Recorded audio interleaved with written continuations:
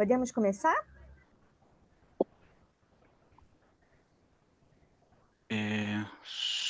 Só um minutinho.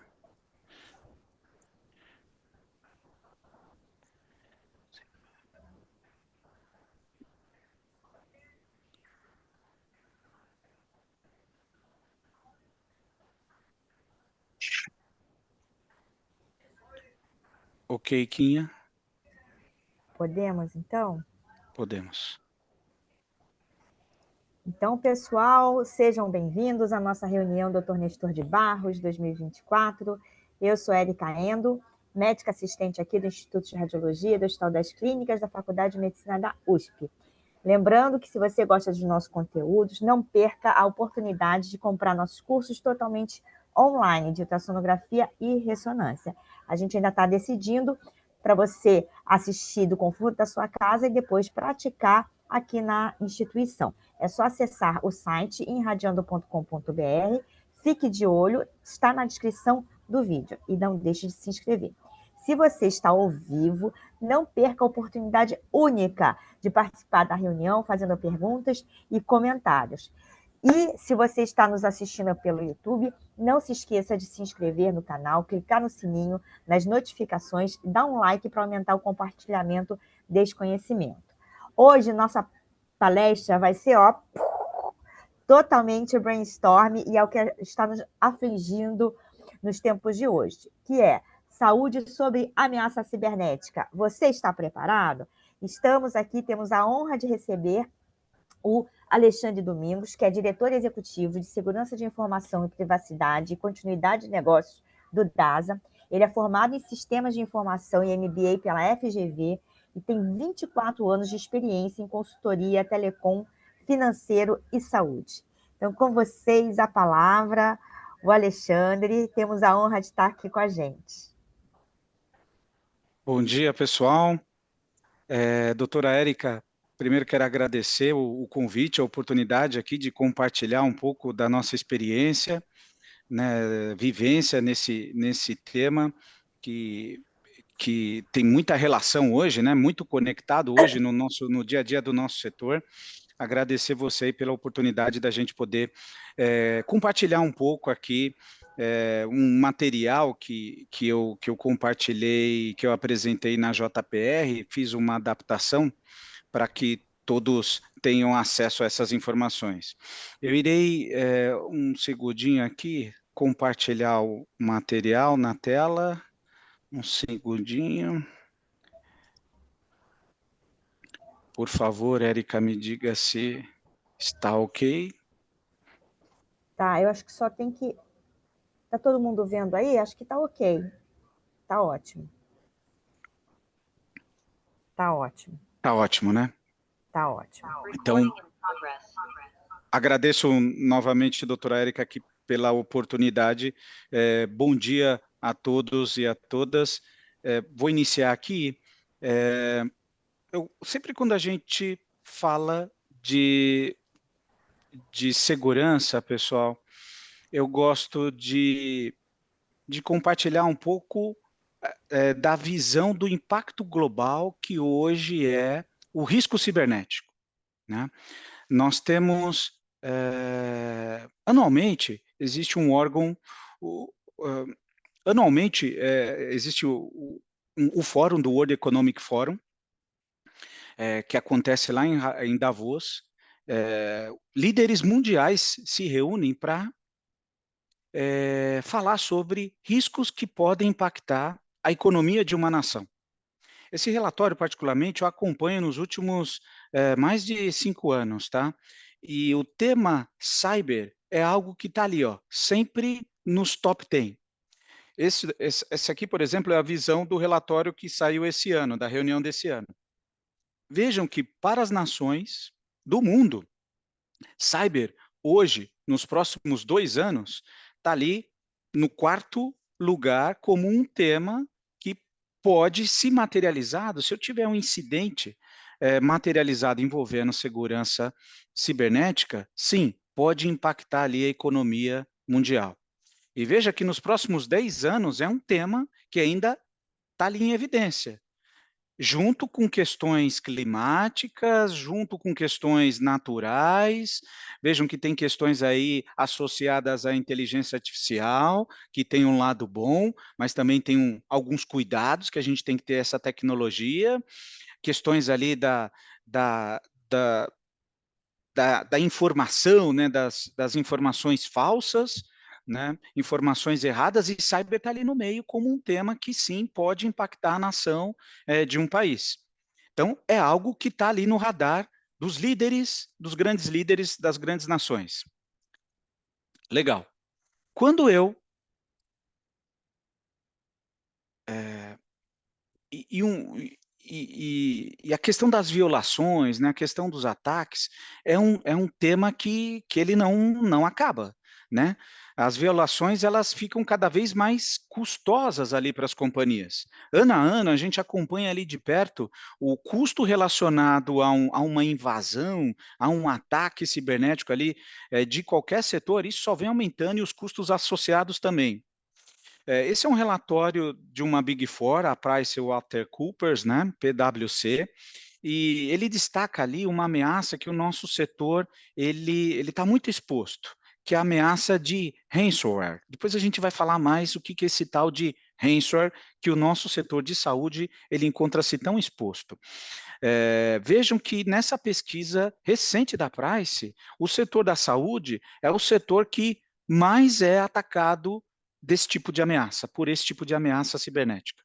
Então, a média ali é de 5,3 milhões de dólares por incidente ali no nosso setor. É um valor considerável ali, sem falar outros impactos, né? Tem um impacto relacionado à perda financeira, mas tem um impacto relacionado à falta de atendimento, por exemplo, do nosso setor ali de um hospital, né? Por exemplo, quando ele é atacado, ele fica indisponível, né? E aí isso impacta ali diretamente a saúde das pessoas. O setor da saúde, muitos podem questionar, puxa, mas por que o setor da saúde é o top 10? Será que esses atacantes não têm amor no coração, né? Atacar ali um hospital? A gente está falando aqui, pessoal, de criminosos, tá? Não é aquele hacker que invadiu a NASA, aquele menininha com espinha no rosto, né? Esse não é esse estereótipo, né? O estereótipo aqui, né? O ator aqui é o crime organizado. O crime organizado, ele viu que empresas do setor da saúde, eh, nos últimos anos, se exporam na internet, tiveram que acelerar a tal da transformação digital, digitalizar os processos, sem se preocupar com segurança.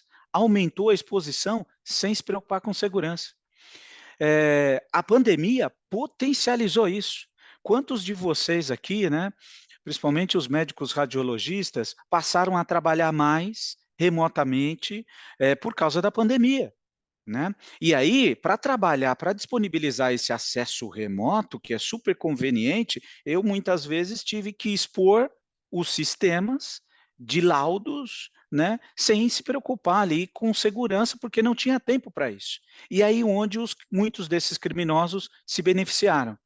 Por isso que a saúde é um alvo potencial.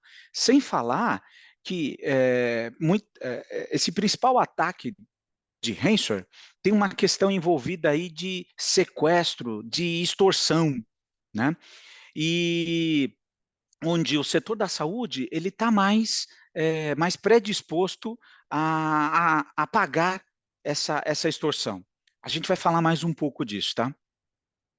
Então, o ransomware, essa é a principal ameaça. Alguns colegas conhecem, acredito que alguns já devem ter ouvido falar, outros menos. Quando fala de um hospital invadido, um hospital comprometido, a gente tem vários casos aqui que eu vou compartilhar com vocês, são casos que foram através desse, desse tipo de malware, tipo de vírus, né? Então, o ransomware, ele ali é um software malicioso, um vírus de computador, que ele bloqueia, né, ou criptografa ali os dados do computador da vítima, exigindo um resgate para que o acesso possa ser recuperado. De novo, pensa um hospital que todos os sistemas foram bloqueados. Um hospital sem sistema, ele é impactado? né, um médico sem acessar ali o resultado de exame que ele depende para poder saber qual que vai ser a conduta adequada ali naquela cirurgia, sem falar, muitas vezes, dos equipamentos que monitoram a saúde ali dos pacientes. Esses equipamentos têm ali um sistema e esse sistema é bloqueado, né? Vou colocar aqui alguns casos para vocês reais, onde situações desse tipo comprometeu a vida da pessoa, porque o equipamento deixou de funcionar, não estava sendo monitorado, não fez a dosagem correta do remédio, a pessoa acabou levando ali o óbito, né? Então, essa é a característica do ransomware. Essa é a principal ameaça, recurso que aqueles criminosos que eu mencionei para vocês, eles utilizam. Então, eles, de alguma forma, invadem a rede da empresa e infectam todos os servidores, sistemas daquela instituição, né?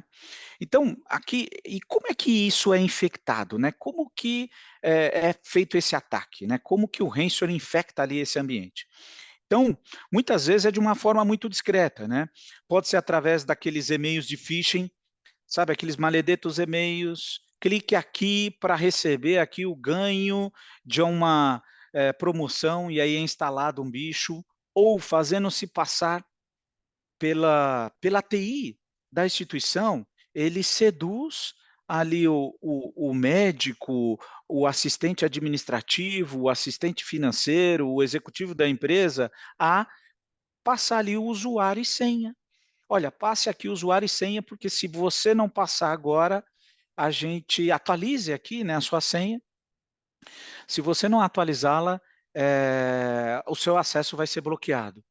Puxa, você precisa fazer o acesso naquele momento e não quer ficar sem o acesso, porque precisa acessar o sistema para fazer o laudo e entra com aquele usuário e senha. A partir desse momento, é um usuário e senha que permite acesso remoto, que ele vai explorar vulnerabilidades internas, chegar nos alvos, criptografar, bloquear os acessos e, na sequência, mandar um e-mail para o administrador da empresa solicitando ali o pagamento de um resgate. Então, normalmente a ameaça é: olha, se você não pagar em X horas, eu irei, você não vai ter acesso. Enquanto você não pagar, você não vai ter acesso de volta ali aos seus dados. Depois desse tempo, se a empresa decidir não pagar, o criminoso ele muda a ameaça, que é: olha, se você não pagar, eu irei expor esses dados na tal de Deep Dark Web, onde pessoas poderão obter esses dados, comercializar esses dados ou simplesmente expor. Vocês conseguem imaginar o impacto para um paciente, dependendo do perfil dele, se dados sensíveis forem expostos? Dados, informações ali de sessões de terapia, fotos daquele médico plástico, cirurgião plástico, aquela coisa do antes e depois, o desconforto que isso pode gerar, um impacto emocional, né? Sem falar, pessoal, aqui da questão da lei, né? Porque é, aqui em situações de exposição como essa, tem ali a quebra da privacidade. Existe a Lei Geral de Proteção de Dados que pode punir a instituição em até 50 milhões de reais de multa, né? Então, quando vocês ouvem na mídia instituições que foram atacadas, foi esse o modus operandi, foi esse tipo de ameaça. Hoje, nos últimos anos, essa é a principal ameaça do nosso setor, pessoal. E com o impacto, né? Com o impacto quando esse tal de ransomware ele é materializado no nosso setor. Colocando para vocês aqui alguns exemplos, tá? Exemplos reais, públicos, né? Esse caso é bem recente, pessoal. É um dos casos onde a gente tem ali o maior prejuízo, o maior impacto. Uma empresa da cadeia de empresas, do ecossistema de empresas ali do grupo americano UHG, né, a United Health Group, sofreu um ataque recentemente, né? Que o impacto até ali, janeiro, fevereiro, março, abril, era de 1,6. O impacto financeiro relacionado ao ataque já era de quase 8 bilhões de reais, né? E esse foi um caso que o presidente declarou o pagamento da ameaça. Veja, eu estou pagando, entregando dinheiro para bandido, porque ele sequestrou os meus dados, fez uma extorsão e para recuperar a minha operação, eu tive que tomar uma decisão dura. Vi de exemplo aqui, né, do presidente dessa empresa. Do ponto de vista de impacto, a UHG nos Estados Unidos, ela cobre 1/3 da população americana. 1/3 dos americanos tiveram seus dados expostos, né? Veja o prejuízo que foi num ataque numa empresa desse tipo. Caso aqui é, é um caso de grupos, lembra que você possui, em alguns momentos, grupos desses criminosos focam em um nicho do nosso setor. Esse grupo aqui, por exemplo, focou em clínicas de cirurgia plástica. Comprometem essas clínicas, têm acesso ali, principalmente às imagens, e fazem a extorsão. Se o dono da clínica não paga, é comum eles identificarem a vítima e começar a extorquir a vítima, dona daquela imagem. Várias empresas desse setor, desse nicho, foram comprometidas. Esse outro caso foi bem interessante também, onde atacantes comprometeram ali uma rede de hospitais na Romênia, praticamente toda a rede de hospitais públicos ali foi comprometida, comprometendo ali todo o atendimento, tá? E normalmente os hackers, eles cobram em Bitcoin, né? O pagamento é feito em Bitcoin, até por questões ali de rastreabilidade, né? A dificuldade que você tem de rastrear pagamentos, né? Valores financeiros em Bitcoin. Esse é um exemplo de um caso que eu comentei com vocês, onde um paciente morreu ali, né, após um ataque em um hospital na Alemanha. De novo, o ataque ele indisponibiliza os sistemas. Dependendo do tipo de sistema que suporta ali numa UTI um paciente, se eu não tiver a monitoração, a atenção devida, pode causar esse fim. Outros casos aqui que o ataque causou uma overdose numa criança de 3 anos no hospital ali, o ataque acabou impactando essa medicação, né, essa tecnologia que estava medicando essa criança e aí também faleceu. Então, outro caso. Eu trabalhei muito tempo no setor financeiro. E quando eu falo, eu encontro alguns colegas do setor, eles questionam, Ale, mas qual que é o impacto, né? Qual que é o impacto, qual que é a diferença do setor financeiro para o setor da saúde? É isso, pessoal.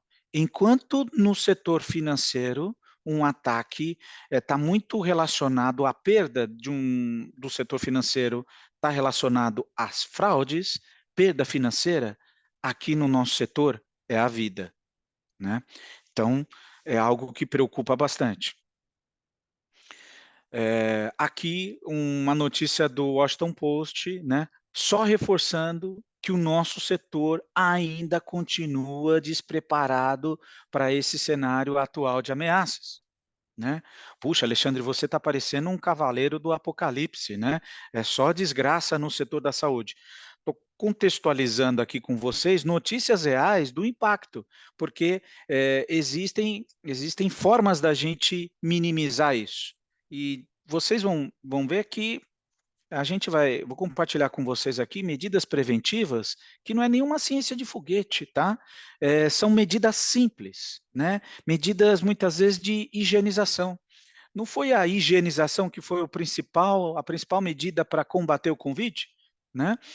Cara, se a gente trabalhar controles de higienização, que eu irei compartilhar daqui a pouco com vocês, evita tudo isso que a gente está colocando. Evita aquele 1,6 bilhões de dólares que foram o prejuízo financeiro do HG, por exemplo.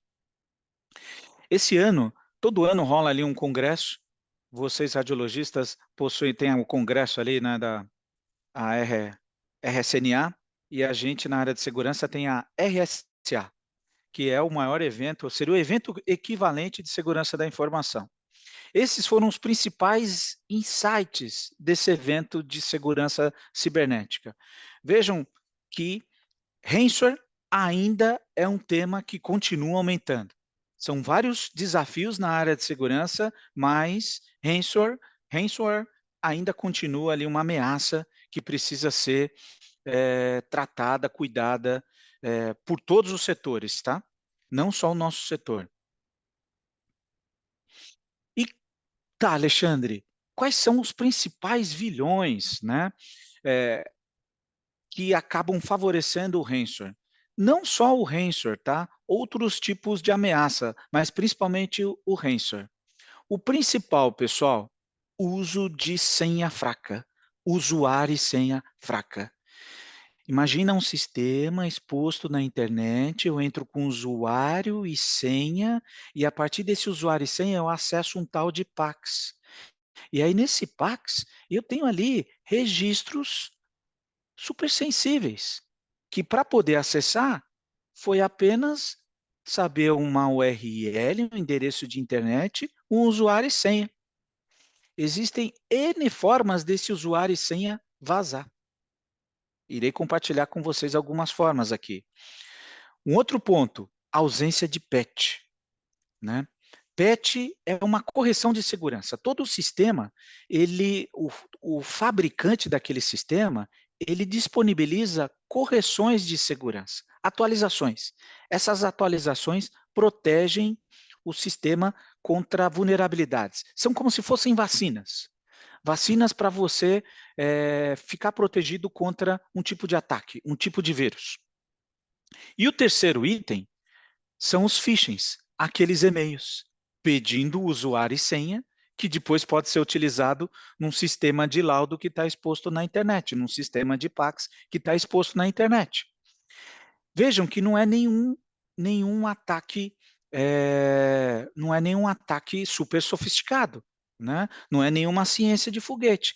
São esses itens, pinta de vermelho, como a tia da escola falava, são esses itens que comprometem a segurança do nosso setor e de todas as empresas, né? Todos os setores em geral.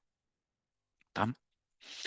Aqui, eu gostaria que vocês fizessem um teste. Tem esse QR Code para facilitar. Quem puder, se não pode fazer depois, mas agora eu gostaria, vou dar ali 2 minutinhos para vocês acessarem essa URL que está aqui nesse QR Code. Alguém aqui já experimentou esse site? Ele é seguro, tá, pessoal? Qual que é a ideia? Acessar esse site, o haveibeenpowered.com, e você coloca o seu e-mail pessoal, tá? Quando você coloca o seu e-mail pessoal aqui, esse site ele vai exibir para você bases, sites que o seu endereço de e-mail vazou. Sites que foram comprometidos, a segurança foi comprometida, a base de dados dele foi comprometida e o seu e-mail estava lá. O seu e-mail e a sua senha. Não é o caso de vocês aqui, tá, pessoal? Agora, quem está fora desse grupo costuma usar a mesma senha em vários sites. Vocês que estão aqui participando dessa conversa, né? Tenho certeza que não fazem isso. Cada site tem uma senha diferente, maiúsculo, minúsculo, caractere especial, 14 caracteres no mínimo. Olha que chatice essa coisa de segurança, né? Então, aqui o atacante, ele sabe desse comportamento do compartilhamento de senhas. E muitas vezes ele acessa essas bases e levanta usuário e senha para poder acessar outros sistemas alvos. ele usa engenharia social. Opa, esse site ele é acessado por essa pessoa. Eu tive de alguma forma acesso ao e-mail dela. Será que teve o e-mail dela encontrado em alguma base vazada? Ele identifica essa base e muitas vezes ele tem acesso à senha vazado e ele testa esse mesmo e-mail, essa mesma senha. E muitas vezes ele consegue acessar com sucesso aquele sistema. Vejam que não teve nenhuma mágica hacker aqui, foi simplesmente usar informações que estão disponíveis na internet, infelizmente. Qual que é o propósito desse site aqui, no caso de vocês, nosso aqui? Avaliar, olha, se houve vazamento desse meu e-mail em algum lugar, e se houve, procurem alterar, fazer a seguinte reflexão. Puxa, a senha que eu uso lá é uma mesma senha que eu uso nos meus sistemas dos hospitais. Eu continuo usando a mesma senha? Qual foi a última vez que eu troquei essa senha? Enumerem os sites, se vocês continuam acessando esses sites, se já não alteraram a senha, alterem, para prevenir esse modus operandi que eu compartilhei com vocês do mau uso disso. Tudo bem aqui? Eu não estou vendo vocês. Doutora Quinha, tá tudo bem até aqui? Tudo ótimo. O único site que eu não fui hackeada foi do HC. Eu estou testando aqui. Que horror! Tem que trocar tudo. Depois você vai ensinar para a gente como se defender, né? É isso, é isso. Eu estou A, aqui a, só checando meus e-mails, tá é ferrado. muito, né, Quinha? Você que é uma power user de internet como eu, Ferrado. é isso, né? Mas assim, a ideia é que, Ai, de meu novo, Deus. façamos essa reflexão. Eu uso a É, mesma senha em todos esses sites? Faz tempo que eu não altero essa senha, né? Então é terrível. E aí, outra praga na internet, pessoal. Existe um malware, um vírus de computador, que a especialidade dele é furtar das máquinas infectadas aquele usuário e senha que fica gravado no navegador. Sabe aquela facilidade que a gente acessa o site e o Chrome, o navegador Chrome, por exemplo, ele grava ali nele aquele usuário e senha, que você só dá um submit. É uma delícia isso, né? Essa comodidade. Esse vírus de computador, sabendo desse tipo de comodidade, ele se especializou em furtar esse usuário e senha. E, pessoal, isso aqui é a maior praga que tem na internet. Então, imagina, por exemplo, um paciente que ele é paciente de uma instituição e ele fez ali um exame naquela instituição e aquela instituição ela disponibiliza o resultado do exame numa aplicação web. Disponibiliza para ele um usuário, uma senha, ele chega em casa, a máquina dele está infectada, ele não sabe, ele não é cuidadoso, ele coloca lá aquele usuário, aquela senha, esse malware, ele captura isso e manda para uma base na Deep Dark Web. E lá, os criminosos bebem dessa fonte. E eles podem usar isso para acessar o resultado de exame desse paciente e depois fazer uma extorsão. Mas, e se for um Pax? E se for qualquer um outro sistema que eu não vou ter acesso a um resultado, que eu vou ter acesso a vários resultados, né? E esse tipo de malware só aumenta. Veja que esse relatório aqui, ele fala de 250 milhões de credenciais furtadas só em 2023. Isso é uma praga, pessoal. É uma praga. O que eu preciso fazer para evitar esse tipo de coisa? Calma, que a gente vai passar essas dicas, né? Então, como é que eu me previno, não só de ransomware, mas de outras ameaças cibernéticas que têm o mesmo modus operandi como o malware stealer, né? Eu coloquei aqui para vocês algumas, as dicas de ouro, tá? Dividindo ela em três camadas, pensando assim em dicas em pequenas instituições menos maduras para aquelas mais maduras. Pensando numa jornada, pessoal. Pensando em muitos colegas aqui que têm ali uma clínica, que tem uma instituição menor, até para aqueles que têm instituições mais maduras. Então, primeiro nível aqui de proteção é a higienização. Primeiro, eu preciso saber onde que a informação está. Tá? A informação ela está no meu notebook, no meu computador de casa, eu tenho um notebook e meu celular. Legal. Então, eu tenho que proteger esses ativos, né? Essas tecnologias para evitar o furto de dados. Uma coisa que eu também preciso investir em realizar backups. Backups, aquelas cópias de segurança. Né? Para que se eu tiver, por exemplo, muitos hospitais, muitas instituições do nosso setor, elas são comprometidas, mas são salvas porque tem um backup, uma cópia de segurança. Vai ficar ali um tempo para recuperar, né? Mas não vai ter que pagar o resgate. Porque mesmo pagando, pessoal, muitas vezes não é simples o processo de recuperação dos dados, né, de retirar aquela criptografia, de decriptografia. Não é garantia, né? Não tem suporte do criminoso. Então, é melhor trabalhar preventivamente. Faça o backup. Mas é muito importante, eu acompanho alguns casos de hospitais que foram comprometidos, que o hospital fazia backup.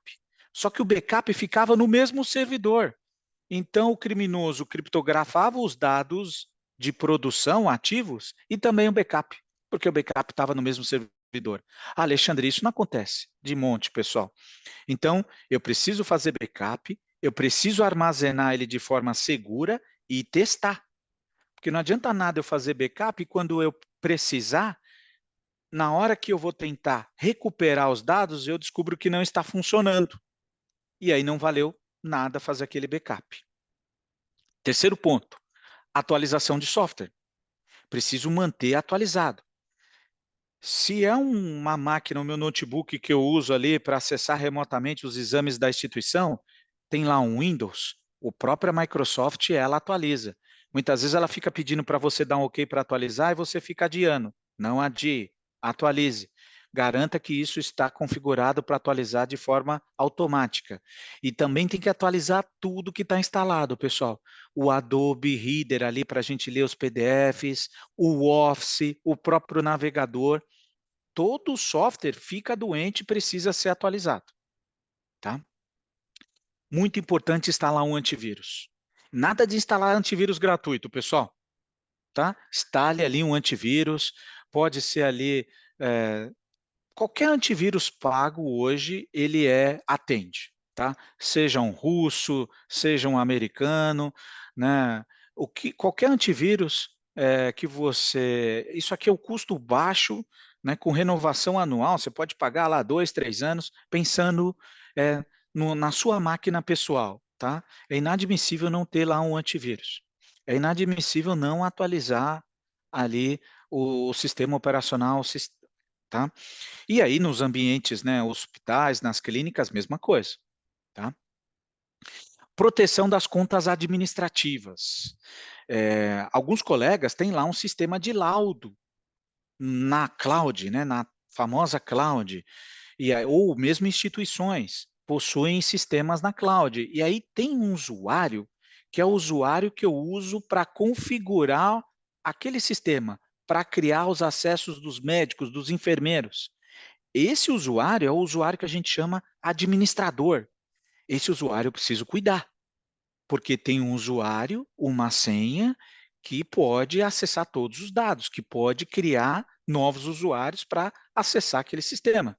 Então é muito importante proteger essa conta. Não é todo mundo que pode ter essa conta. Tá? Autenticação de 2 fatores. Inadmissível acessar sistemas expostos na internet sem um segundo fator. Eu acesso um sistema de laudo remotamente sem aquele token, um SMS, o código, o authenticator do Google. Precisa disso, pessoal, porque é isso que vai garantir se aquele usuário e senha foi furtado por um vírus stealer, Lembra aquele vírus que furta do navegador? Se tiver um segundo fator, só o dono do celular vai conseguir receber aquele código e usar. Mesmo que o criminoso tenha usuário e senha, ele não vai ter o segundo fator. Então, esse é o principal controle, pessoal. E essa dica é tanto para os sistemas da saúde, como também para os sistemas pessoais, tá? Então, as redes sociais, habilitem, habilitem o segundo fator do seu Twitter, do seu Facebook, do seu é, X lá, do seu Gmail, do seu Outlook.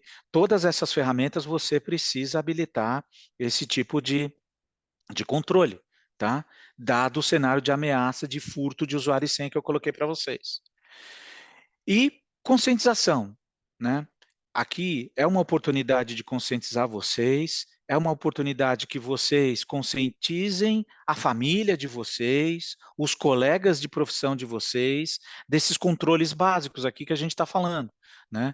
Então, de fazer backup, de atualizar, usar o segundo fator de autenticação, são medidas básicas de higienização. É isso aqui que salva, é isso aqui que protege os dados, tá? De vocês e da instituição. Indo para um segundo nível aqui, a isso aqui mais aplicável para os donos de sistemas, responsáveis por sistemas, né, os times de TI. Então, proteger as interfaces administrativas, evitando que elas fiquem expostas na internet. Então, quantos sistemas, com base nisso que eu estou compartilhando vocês, quantos sistemas na visão de vocês está exposto só com usuário e senha e não deveria? Se tiver que ficar exposto, cara, que a gente implemente ali um usuário e senha mais um segundo fator, né? Aqui mencionando outros controles, isso aqui mais técnico, né?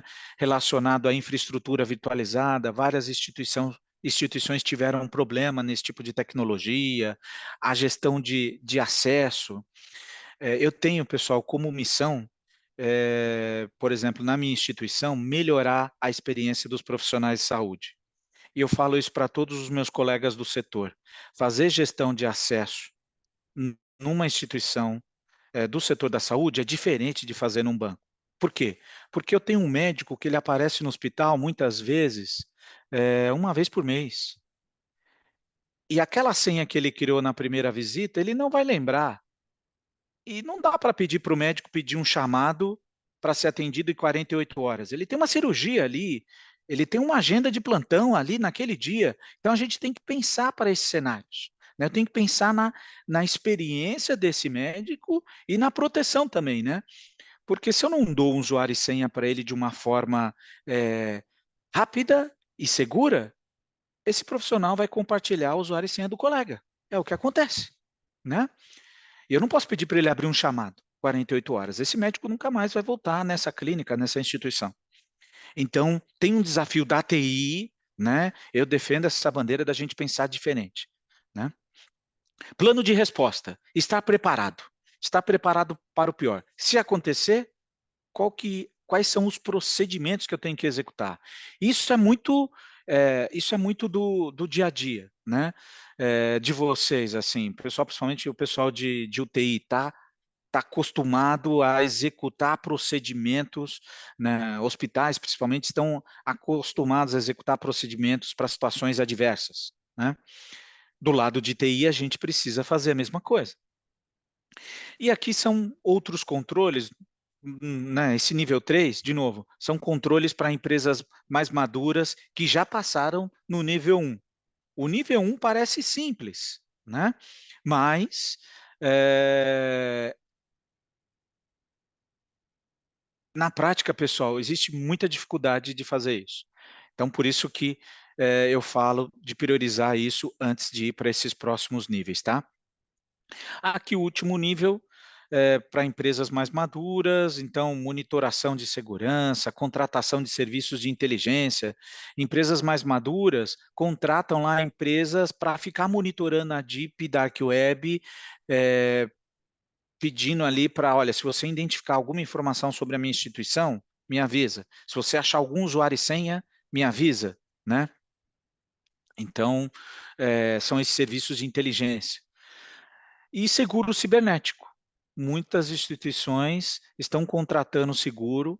Agora, aumentou bastante, né, o custo do seguro, dado os sinistros, né, o aumento de sinistros. Então, hoje está muito mais caro adquirir um seguro, mas é algo importante, principalmente para as empresas que têm pouco recurso. O seguro ajuda ali em mitigar ali os impactos financeiros e também no apoio à resposta ao incidente, tá? E essa, se materializar lá um incidente de ransomware, por exemplo, coloquei aqui um conjunto de ações, né? Então, se tem um seguro, aciona o seguro, aciona a consultoria, ativa o plano de resposta, determina ali quais os sistemas foram afetados, né? Isola eles, desliga aquilo que você não conseguir desconectar, veja quais são os sistemas que você vai ter que recuperar ali, priorizar, e aí é todo um trabalho aqui de investigação, de saber qual que foi o primeiro paciente, né, que a gente fala, o paciente zero, qual foi a primeira máquina infectada que dali proliferou para todo o ambiente, para a gente poder identificar ali qual foi a causa e iniciar todo o processo de recuperação, tá? Aqui um plano, né, de curto, médio prazo, levando em consideração nível 1, nível 2, nível 3, compartilhando um pouco disso para quem quiser avançar com as camadas de proteção.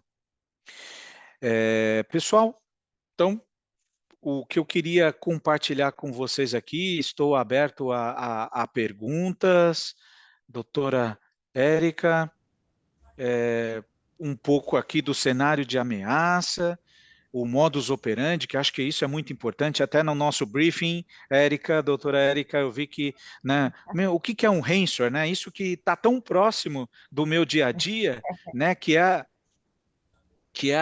a nossa maior preocupação, é muito comum, né, colegas do setor não saber, né, o que que é esse maledeto, essa visão de que, olha, é esse tipo de ameaça que impacta o nosso setor, e o que que a gente precisa fazer, né? Como médico, como profissional responsável da TI, o que que eu preciso fazer para prevenir a materialização desse risco? Gente, parabéns pela apresentação, foi ótima, porque você conseguiu explicar de uma forma muito simples, né?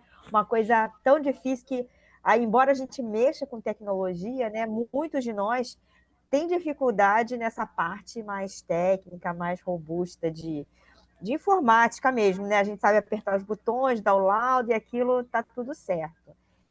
Eu gostaria de abrir para o público primeiro, porque eu acho que um monte de gente tem dúvida, um monte de gente tem insegurança.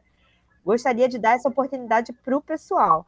Se o pessoal não aproveitar a oportunidade, como sempre, tem uma lista de perguntas aqui para fazer. Alguém quer, podem abrir o microfone, e se não quiserem abrir o microfone, podem escrever aqui, que aí eu repasso. Mas fiquem à vontade. Bom, se o pessoal Bom, não tem nada. Pode falar. bom dia, adorei, foi muito interessante, Alexandre. Bom dia, Érica, parabéns pela Bom apresentação. dia. Meu Obrigado, nome é Ivi. Ive. Eu tenho uma pergunta assim de cunho bem prático para a gente, porque foi muito interessante saber o quão nocivos esses sistemas podem ser para os sistemas que a gente trabalha. E são criadas várias barreiras pelas clínicas que a gente trabalha, sejam grandes e pequenas, de acesso mesmo aos exames de outras clínicas. Isso para a gente na radiologia mamária é uma grande dificuldade. E acho que todo mundo vive isso. O paciente, hoje em dia, principalmente nos centros maiores, não tem mais o exame impresso. Muitas vezes a gente tem muita dificuldade de acessar os exames. Na elaboração da política de acesso aos exames anteriores, a gente fica muito distante, a TI e o campo médico. Normalmente não se conversa. A gente fala que a gente quer e eles falam que não pode. E É. você tem alguma vivência, alguma sugestão de alguma coisa que a gente possa propor e até conversar com os serviços de TI dos locais que a gente trabalha para melhorar e para a gente ter algum acesso menos restrito a alguns exames anteriores? Como inserir isso, por exemplo, nos nossos sistemas, no PACS? Como que a gente pode fazer para melhorar a nossa vida? Como que você acha que essa conversa vai prosseguir? Essa Ivi, pergunta foi ótima. excelente. A minha esposa é uma colega de vocês, né? Assim, isso que você fala está muito próximo, tanto dentro de casa como fora de casa ali no trabalho. E o caminho, o que eu sempre falo, o caminho é se aproximar da TI. Tem que se aproximar da TI. Tem que ter ali um grupo de médicos que busque uma interlocução com a TI e fale, olha, preciso que vocês entendam a nossa realidade. Porque o que acontece? Os sistemas, eles não foram desenvolvidos para essa necessidade, doutora Ivy, que você mencionou. São sistemas isolados. Para essa experiência que você comentou funcionar, eu preciso integrar. Mas para integrar, eu preciso envolver a TI. A TI, ela precisa entender essa sua dor. Para ela pensar, porque quem deveria orientar a TI, não é quem deveria. Vocês são clientes da TI. Aqui eu estou tirando o chapéu da TI, tá? Mas vocês precisam provocar os gestores de TI para ter esse tipo de conversa. Olha, essa é a nossa necessidade. Isso vai melhorar a nossa experiência, vai agilizar as nossas atividades e isso também vai beneficiar a qualidade de atendimento dos nossos pacientes. Porque o fato de acessar todo o histórico de exames a partir de um único lugar, eu vou ter ali uma garantia de poder rastrear esse histórico de uma forma rápida, onde eu vou poder. Melhoria de qualidade para todo mundo. Então, sendo bem objetivo, eu preciso abraçar a TI.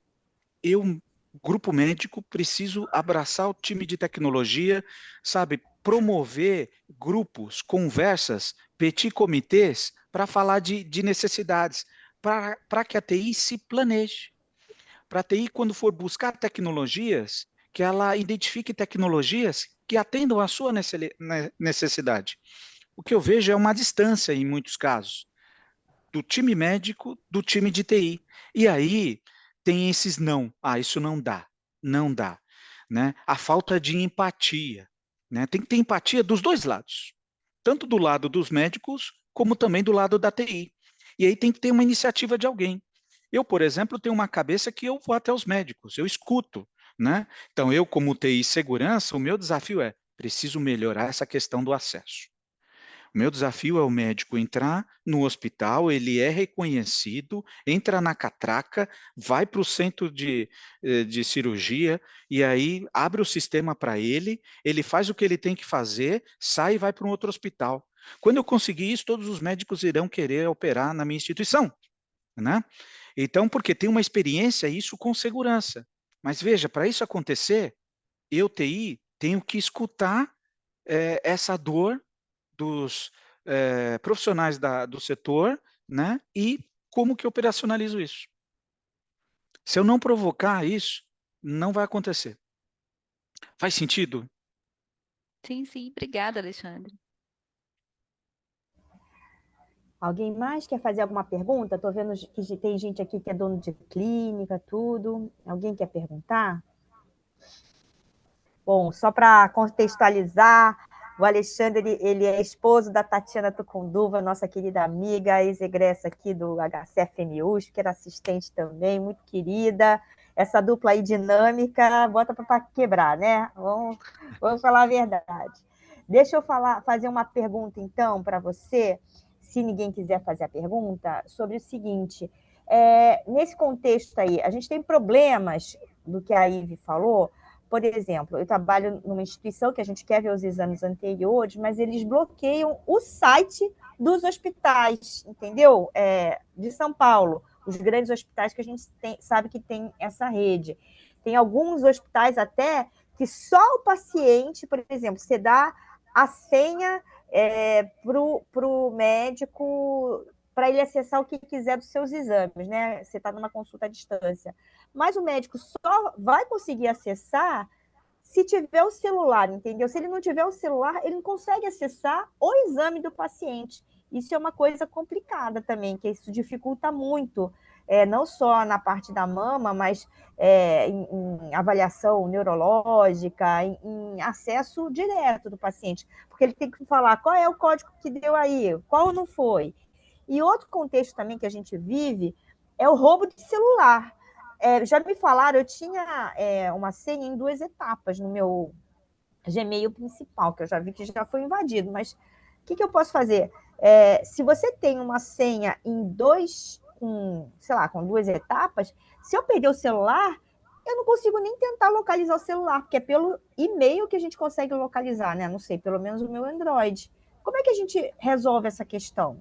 Qual é a sugestão que você dá? Bom, sobre a primeira pergunta, Érica, vai na mesma linha da Ive, da doutora Ive. Esses desconfortos, essa dificuldade de acesso de sites que são bloqueados, isso precisa chegar na TI, precisa chegar para o time de Ah, tá. segurança. Entende? Porque assim, por que isso é bloqueado? Normalmente isso é bloqueado porque tem ali um tal do proxy. Já ouviram falar nesse bicho? Né? O tal Já. do proxy, que é o que bloqueia, né, o acesso a sites suspeitos. Normalmente, puxa, mas é um site de um hospital, é um site de uma clínica. Muitas vezes esse proxy interpreta a localização, a forma como foi registrado o domínio, como a mesma forma que um site de um criminoso é instalado, sabe? Existe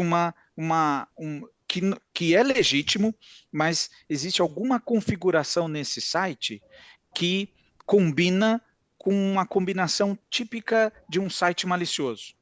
E aí o proxy tem uma categoria de bloqueio, ele vai lá e faz o papel dele, que é bloquear um site malicioso. Mas tem falsos positivos, né? Como tudo, como todo diagnóstico, tem ali os falsos positivos. Mas isso precisa chegar, né? Porque se não chega, isso de uma forma estruturada, de novo, cria lá um petit comitê, fala ali com o coordenador, o gerente, olha, vamos expor essa nossa necessidade, a gente está perdendo a agilidade, a TI muitas vezes fala 48 horas para analisar e liberar, não dá para a gente pensar num processo mais dinâmico, né? Provoquem a TI, sabe? Provoquem a TI para que ela se aproxime de vocês e que ela passe a ser realmente ali uma TI mais servidora, entende? Escutando as necessidades e através das conversas, puxa, a gente equilibra, né? Porque não adianta estar tudo seguro e eu não conseguir trabalhar, mas entendam também que sempre tem um motivo, principalmente instituições, muitas vezes, que já sofreram ela Verdade. tende a ser mais rígida, né? Mas ok, eu entendo o seu lado, TI, segurança, mas entenda o nosso lado.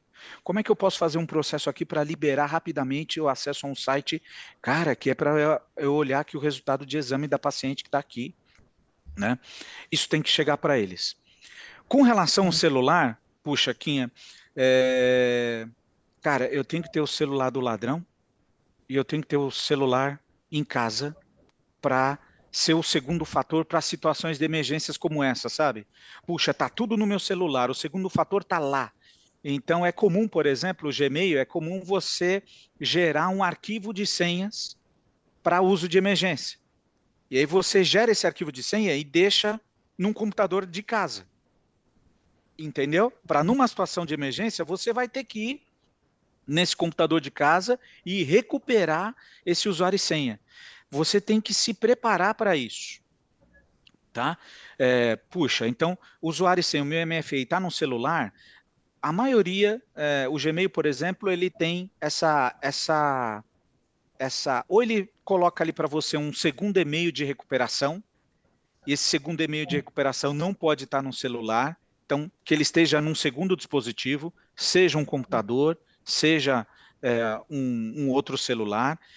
Muitos desses casos têm ali essa lista de senhas, né? Então, que você gera um PDF e deixa nesse outro celular, nesse outro computador. Então, esse é um dos recursos, sabe, Quinha? E aí, a partir desse outro aparelho, você vai conseguir acessar o dispositivo que foi furtado, apagar as informações, localizar, ligar para a polícia e ela vai atrás do seu celular, né, com muita certeza.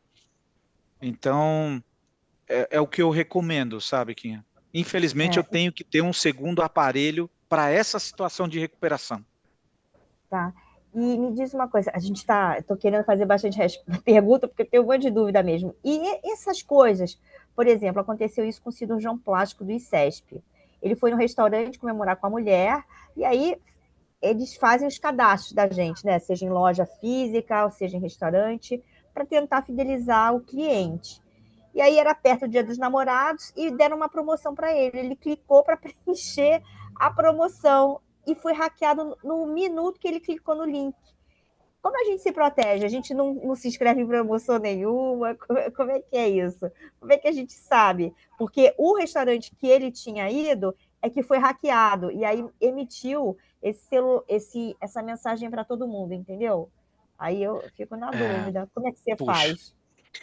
assim, é sempre, infelizmente, essa é uma prática, né? Até para dar mais legitimidade na engenharia social, eu comprometo a empresa-alvo e uso a base legítima dela para direcionar um ataque desse, com objetivo de fraude, né? Por exemplo. Eu preciso, primeiro, ficar atento, desconfiar, né? Será que isso realmente é uma promoção? Será que faz sentido? Avaliar o link, avaliar se o link de referência que eu cliquei tem relação, o nome do link tem relação com a empresa. Porque é muito comum, é, por exemplo, tá lá, é, restaurante, restaurante.com.br é o nome legítimo. Só que a fraude, ela é um site que é qualquer nome tabajara.com.br. Puxa, qualquer nome Tabajara não tem relação com a empresa que está se identificando, né? Então, olhar a identidade da empresa versus o link, esse é um dos principais, Quinha, é um dos principais diferenciais ali para você distinguir. Não E poderia ser o nome fantasia, por exemplo? Tenho essa é, dúvida. se você tiver essa dúvida mesmo, antes de clicar, puxa, entre em contato com o restaurante. Pessoal, é isso mesmo? Isso realmente é uma promoção? Sabe? Então, na dúvida, entre em contato com a instituição, com o banco, com a loja, né, a instituição que for, para validar se aquilo mesmo é verdade. Tá? Porque é nessa hora que você vai tirar a dúvida. Às vezes pode ser mais gritante, como eu falei nesses exemplos, outra não, porque os fraudadores eles vêm se sofisticando. Inclusive, eles vêm usando inteligência artificial para deixar ali a apresentação mais sedutora, né? Eles usam o chat GPT para criar essa comunicação. O negócio está difícil. E me diz uma coisa, muitos trabalham com teleradiologia, né? Esse vídeo aqui, ele vai ser replicado e um monte de gente vai ver com seu nome e tudo. Muita gente trabalha com essa teleradiologia e não só o hospital de referência, a clínica de referência, eles vão ser afetados. Muitas vezes o computador do médico também. E às vezes você está fazendo uma tese de doutorado, você tem um monte de coisa, né, no seu computador. Como é que a gente se protege? É só esse antivírus pago? Assim, como é que a gente faz isso? A cópia na nuvem não adianta? Como é que é isso? Eu É a irei última pergunta, compartilhar, né? eu irei compartilhar com vocês, depois que eu irei compartilhar a apresentação. É. Lembrem daquele slide de tudo que eu apresentei, lembra do slide do nível 1 de proteção. Então, muito importante manter lá o antivírus atualizado, muito importante os softwares atualizados, né? O navegador, o Adobe Reader, o Office. Esses são os principais infectados. É muito comum ter vulnerabilidades neles que são corrigidas com atualização. E o uso do segundo fator é muito importante. Isso na sua máquina. Se você usa a máquina de um colega ou de alguma empresa que está infectada, se você for acessar recursos pessoais, aí que é importante que esses seus recursos pessoais tenham ali um segundo fator de autenticação. Porque se naquela máquina furtar seu usuário e senha, quem tiver acesso a esse usuário e senha não vai conseguir acessar o seu sistema próprio lá. Por quê? Porque ele tem um segundo fator de autenticação. Você precisa garantir que a máquina é segura. Se é sua máquina, você tem controle. Se não é a sua máquina, pensa duas vezes de colocar informações suas ali que podem ser capturadas e usadas de forma indevida, tá? Precisa tomar muito cuidado. Você vai num aeroporto, tem lá as tomadinhas USB para carregar o celular. Tomem cuidado. Vai compartilhar alguma informação sensível com um colega? Pensa em tirar o nome do paciente. Compartilhou? Apaga. Não mantenha nos dispositivos dados sensíveis, dados que a gente não está autorizado. Se tiver alguma coisa sensível, que esteja anonimizada. Copia ali a fotinha, tira o nome, né? Porque a gente sabe que isso é uma prática, a gente evita, mas se a gente precisar compartilhar, vamos compartilhar para garantir ali a privacidade do paciente. Compartilhou? Apaga, libera espaço, isso não me pertence, eu apago para evitar que se o meu celular for furtado, que quem furtou não tenha acesso a esses dados pessoais, dados sensíveis, tá? Cuidem do dado dos pacientes de vocês.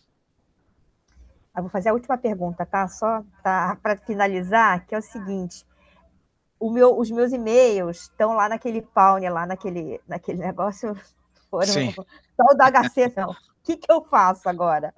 Qual é o próximo passo? Quem testou, né? O que a gente faz? É isso. Se você continua, a principal reflexão que você deve fazer é: as senhas que eu usava lá, eu continuo usando? Eu compartilho as senhas que estavam lá em outros sistemas? Se sim, eu preciso trocar todas as senhas desses sites que o site exibiu, os leaks, os vazamentos, e os outros sites que você, que não foi hackeado, mas que eventualmente você usa a mesma senha. Então, de forma bem prática, é trocar a senha. Uma senha diferente, troco por uma senha nova, porque talvez você nem lembre a senha que estava lá. Então, troque todos os sistemas que foram hackeados por uma nova senha, e os sistemas novos que não estão ali na lista, avalia. Eu usava a mesma senha? Se sim, troca. Se está com dúvida, faz tempo que não troca? Troca também. De quanto em quanto tempo você acha que tem que trocar a senha? 6 em 6 meses? Se tem um segundo fator de autenticação, Kinha, Não precisa. Que ótimo. sabe, você coloca uma senha razoável, né? Uma dica é: pensa numa frase e altera algumas letras, maiúsculo, minúsculo, uma letra ali, troca por um número. Pensa numa frase que vai ser de difícil adivinhação por alguém que não é você e de fácil memorização. Tem um segundo fator, mesmo que alguém capture, né? Aí, quando eu tenho um segundo fator, puxa, aí eu fico ali 6 meses, aí a troca não precisa ser tão recorrente. Agora, se eu não tenho um segundo fator, dado o cenário de ameaça, as diferentes formas de capturar um usuário e senha, eu troco com mais recorrência. Bom, então, alguém tem mais alguma pergunta? Então, eu gostaria de encerrar essa reunião, agradecer muito, Alexandre, por ter disponibilizado o seu tempo e compartilhar todo o seu conhecimento aqui com a gente, que a gente tem dificuldade, né, de entender esse sistema de segurança de internet. Agradecer também a presença de todos, e se vocês quiserem, revejam o vídeo, né, essa apresentação no YouTube, e lá tem os dados do Alexandre. Muito obrigada, Alexandre, a você, por ter compartilhado isso tudo conosco, viu? Quinha, eu estou te chamando de Quinha, dada a liberdade aqui, tudo bem? Lógico. Quinha, obrigado novamente, obrigado pessoal aqui pela oportunidade. Quinha, você tem meu contato, se alguém mais tiver alguma pergunta ali, qualquer dúvida, sabe, contem comigo, teria o maior prazer ali de responder dúvida, outras conversas que vocês queiram aprofundar, contem comigo ali como um colega para apoiar nessa luta aí de proteger os dados dos nossos pacientes. Essa reunião foi ótima. Muito obrigada, viu, por tudo. Até, Obrigado, gente. pessoal. Até Muito mais. obrigada. Tchau.